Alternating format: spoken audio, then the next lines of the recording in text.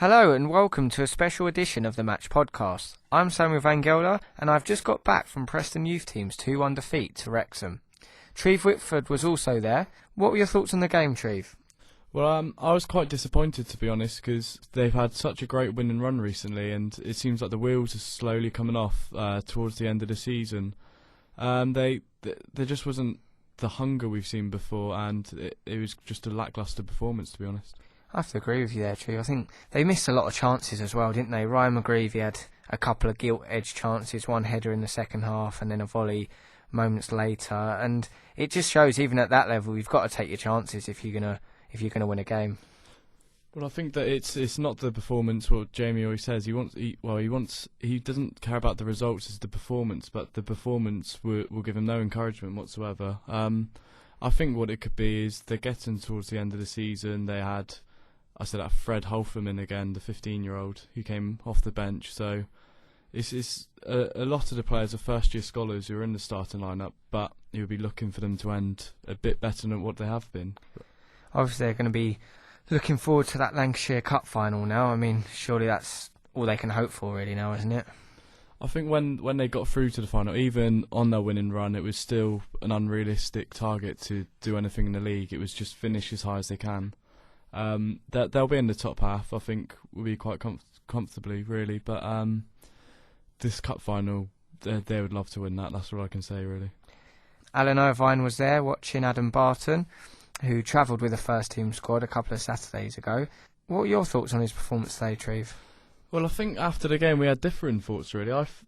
I thought that he stuck out in my mind because he just looked comfortable. He didn't do anything flash, but he just looked comfortable. But you thought that you expected more of an input, didn't you, from him? Well, yeah, I mean, I spoke to Jamie Hoyland after the game, and he was, a bit disappointed, obviously, to concede 2 goals straight after half-time.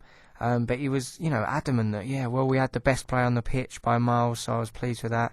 Adam Barton this, Adam Barton that. And to be fair, I think, you've been watching them a lot longer than I have, and you've seen Adam play a lot more than I have. And I was just, from all the reports you sent to me, I was, expecting a bit more of a more, dominating performance, really. I felt, he was tidy, he looked good, you could tell, he's a massive lad. But I don't know, I think first half it kind of passed him by, and I do agree, second half, he started to show his class. But do you not want a bit more bite from your central midfielder, Treve? I think that it could have been a bit more of a reality check, really. Obviously going down to Charlton, warming up with the first team players. They train with them on a daily basis, but being in front of thousands of people with them, and then not necessarily in a bad way, going back to youth football, trying to put that as nicely as I can, but it's probably a bit of it's a come down a bit, and it may have been detrimental to his game, but I just felt that he did enough. He didn't set the world alight, but he did look a lot better than the other players.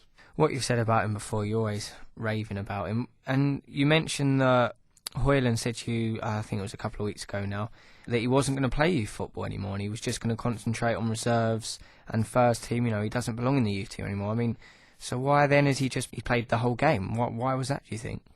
My personal view, I haven't spoken to Jamie about it, but I think that injuries would have been detrimental to who he started. We say this 15-year-old's come in, they've been hit with a couple of injuries, but it's a tough one. I think that you could throw him out of the youth team or freeze him out, but you'll still need him in the squad. So not playing him could be detrimental to the lad's development. It could make him think that he's not wanted, or... Yeah, no, I agree. I think, you've got to play him. I mean, that's why I was quite shocked to hear Hoyland come out and say that, he was not going to play him anymore. I mean, the amount of reserve team games, they don't play every week. He needs to be playing football, really, doesn't he? I think that what it was more of a hope than... In an ideal world, the reserves will be playing each week, who would be central to the reserve team. I mean, we've seen like Chilvers and Hart have come back in. That would be a great experience playing in front of players like that. But no, I think that you've got to give them games whichever level, because else their performances they'll go downhill. They need the match fitness, etc. No, I agree.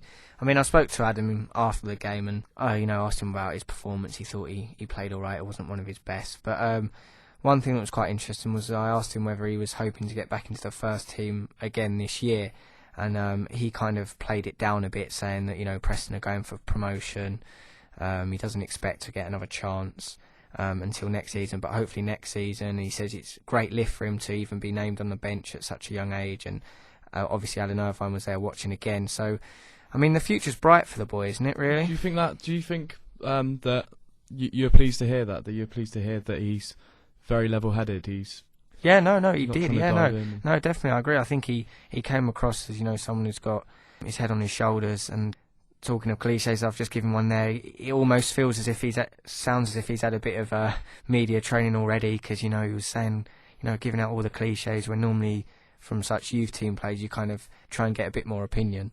But yeah, I think technically he's got what it takes. But the problem is, especially even at championship level, the physical side of it is a big part of the game, and I just don't know whether he's got that in his armoury. I mean, you've seen him more than me. Can he rough it as well as play nice, tidy football? I think that he's one who you've got to look at him to start with, and you mentioned earlier his height. That's a massive advantage for him already. He's filled out a bit, but it looks he's not lanky. He's not too skinny. I think he could put himself about a lot, but that's not his game really. His game is to bring the strikers and the wingers into the games. He spreads the ball so nicely, and he likes to drive on as well. He likes to have the ball at his feet, and he's scored a couple of crackers this season, especially against Blackpool. I think he could muscle it, but it's not his game. He doesn't need to.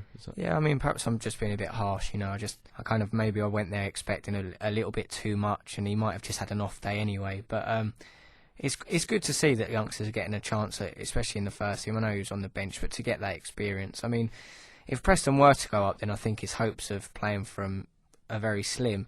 If they were not to get in the playoffs, I think next season, do they try and buy players to get promoted, or do they start, you know, giving youngsters a chance to shine? I remember last season Alan Irvine said that he was almost horrified at the setup at Preston Youth. They signed, it was Nathan Fairhurst and Philip Ayer, just the two players who got given contracts.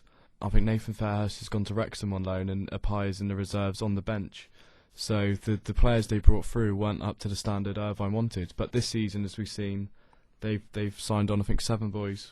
They've been given professional contracts. I think that Barton being given a chance will be the start of things. I don't think that he'll throw anyone in, but pre-season I think a lot of them will be given games if they go on tour to wherever. I think he'll be taking 2 or 3 of them. Was there anyone else there who stood out who you think could? To be honest, I was pretty impressed with quite a few. I mean, you can obviously tell the ones that have been given contracts, like Phil Quirk, and I think the right back Conor McLaughlin was an excellent player until he went off injured. You know, he showed some good skill from right back, and I think he's got quite a bright future. I think Ryan McGreevy had, you know, a bit of an off day. I think in front of goal he wasn't very good, but you can kind of see he's got the movement. I think Jamie Proctor as well. You could see what he's got, but you know, it's hard to judge someone. You know, if I was a scout today, I probably would have gone away and thought, yeah, Barton, okay, maybe, but you know, you have to keep going back obviously to see him playing week in, week out, because they're not going to be able to perform outstandingly every single week. But yeah, no, I think you'd agree with me here, saying that the future's a lot brighter at youth team level than maybe in previous years, Treve. Definitely. I think that just seeing how many contracts have been handed out just lets you know how much brighter it is. But whether any of them will be permanent will have a permanent place in the Preston first team, I don't know, but there'll definitely be some Football League players there, I think. Yeah, I agree, Treve. Right, thanks very much, Treve. That's all for now. Be sure to log into our website, www.ukjournalism.co.uk/the match, where we've got exclusive highlights from today's game. A few good goals, a few near misses, but it's definitely worth a watch. Thanks very much. See you again soon. Bye-bye.